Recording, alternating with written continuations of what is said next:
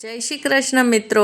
ગરમ પાણીમાં થોડાક કાચા સિંગદાણા, ટમેટાં અને સૂકા લાલ મરચાં ઉમેરી અને બનાવી લો આજની આ એકદમ જ ટેસ્ટી અને અલગ જ રેસીપી, જે બની જાય છે એક પણ ટીપું તેલ વાપર્યા વગર જ.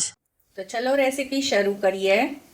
તો અહીંયા મેં લીધા છે અડધો કપ સિંગદાણા. તો આ કાચા જ સિંગદાણા છે. 2 ટમેટાં લીધા છે મીડિયમ સાઇઝના, અને આ કાશ્મીરી લાલ મરચાં છે. હવે કઢાઈને ગેસ ઉપર મૂકીશું અને તેમાં પાણી ઉમેરવાનું છે. અહીંયા મેં આ 1 ગ્લાસ પાણી ઉમેર્યું છે આમાં, અને આને ઢાંકીને ગરમ થવા દઈએ. હવે પાણી ઉકળવા લાગ્યું છે તો ગેસની ફ્લેમને ધીમી કરી દઈશું અને આ સિંગદાણાને આપણે આમાં ઉમેરી દઈશું. આ જે ટમેટા હતા તેના વચ્ચેથી આપણે આ રીતે 2 ભાગ કરીને તેને પણ આમાં આ રીતે ઊભા મૂકી દઈશું. આ ટમેટાને પણ કાપીને મૂકી દઈએ અને જે આ મરચાં છે તેને પણ આમાં ઉમેરી દઈએ. હવે આમાં બીજું કંઈ પણ ઉમેરવાનું નથી. આને ઢાંકીને આપણે લગભગ 5 થી 7 મિનિટ માટે ઉકળવા દઈએ. ક્યાં સુધી આને ગરમ કરવાનું છે તે હું તમને બતાવીશ. તો હવે લગભગ 7 થી 8 મિનિટ થઈ ગઈ છે. ફ્લેમને લો કરી દઈએ અને હવે આ બધી વસ્તુને ચેક કરીએ.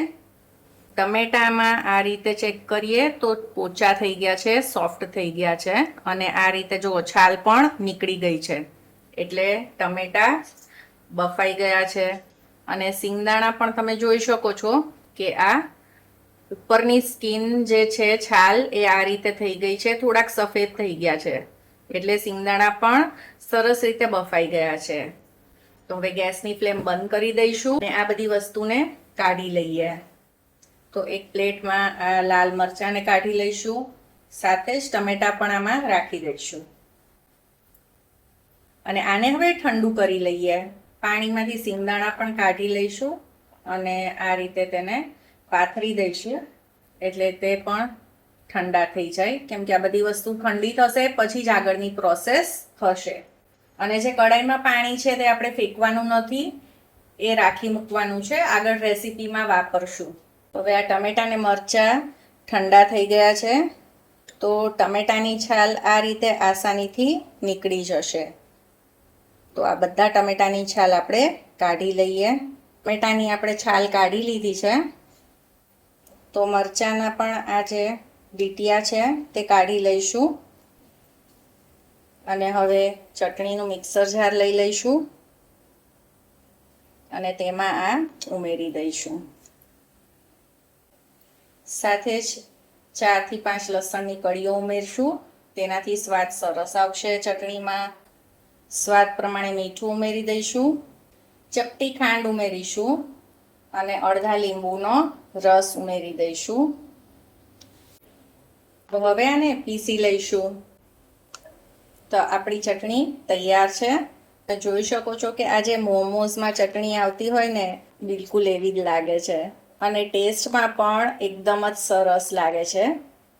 તો આને આપણે કાઢી લઈશું. હવે સિંગદાણા એકદમ જ ઠંડા થઈ ગયા છે, તો આ રીતે નાનું જે ચટણીનું મિક્સર જાર હોય તે લઈ લઈશું અને તેમાં આને ટ્રાન્સફર કરી દઈશું.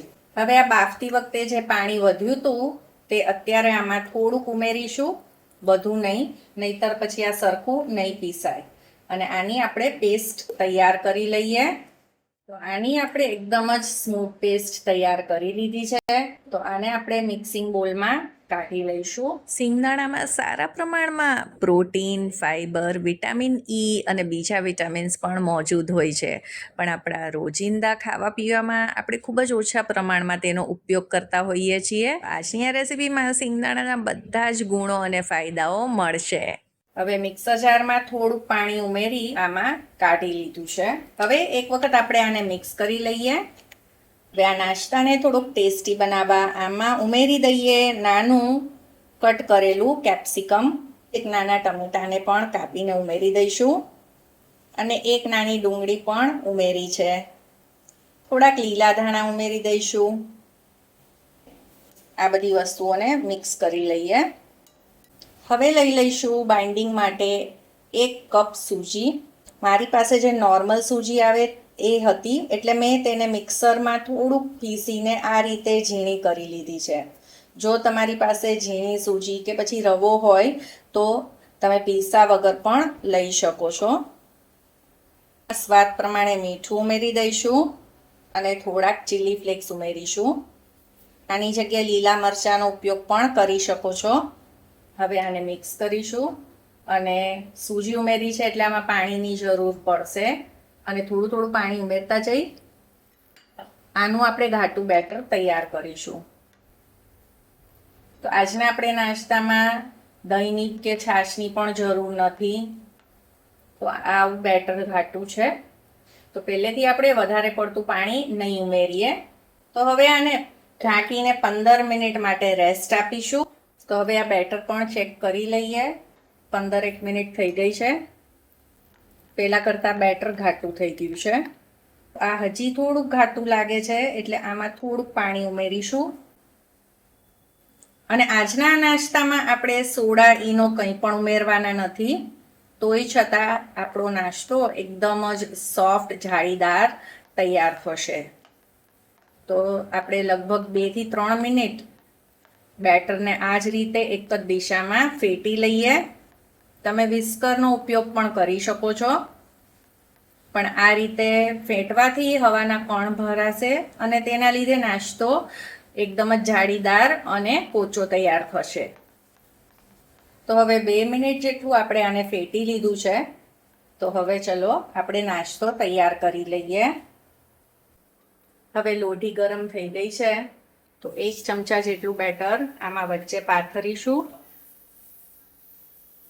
અને આ રીતે તેને ફેલાવી દઈશું. આપણે આમાં શાકભાજી ઉમેરેલા છે એટલે આ એકદમ પાતળું તો નહીં તૈયાર થાય. જે રીતે ઉત્તપમ બને છે તે જ રીતના થોડુંક જાડું રહેશે અને તેના જ લીધે શેપ પણ થોડોક આવો જ રહેશે. હવે આને આપણે ઢાંકી દઈએ. 1 કે 1.5 મિનિટમાં જ આ કૂક થઈ જશે. તો 1 મિનિટમાં જ આ સરસ રીતે કૂક થઈ ગયું છે. તમે જોઈ શકો છો કે આ એકદમ જ જાળીદાર તૈયાર થયો છે, જેમ ઉત્તપમ કે ઢોસા થાય તે જ રીતે. અને આમાં આપણે સોડા ઈનો કંઈ પણ ઉમેર્યું નથી તોય છતાં.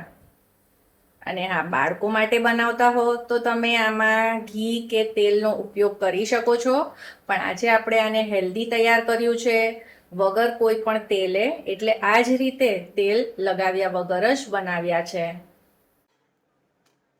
તો આ બીજી બાજુથી પણ શેકાઈ ગયું છે,